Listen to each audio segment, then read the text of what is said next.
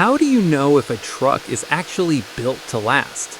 At Nissan's Decherd Powertrain assembly plant in Tennessee, the answer involves pushing engines to their absolute breaking point before they ever reach a customer.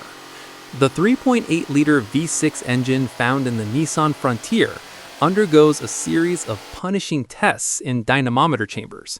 Think of a dynamometer, or dyno, as a high-tech treadmill for an engine. It allows engineers to simulate extreme scenarios in a controlled lab environment to ensure the assembly meets every specification for power and long-term reliability. To truly test its limits, technicians cycle oil and water temperatures well beyond what you'd see in the real world. One of the most intense evaluations involves running the engine at wide-open throttle, or redline, for 100 hours straight. It's the equivalent of driving up a mountain road with the pedal to the floor for 4 days non-stop.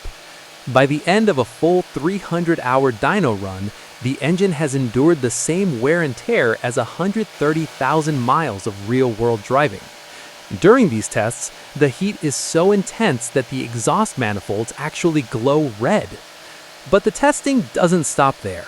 Nissan also uses an advanced X-ray machine to scan engine blocks.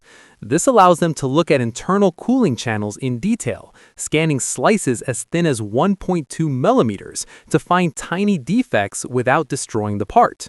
This level of engineering is why the 2026 Nissan Frontier delivers more standard horsepower and more standard towing capacity, up to 7,150 pounds, than competitors like the Toyota Tacoma, Ford Ranger, or Jeep Gladiator.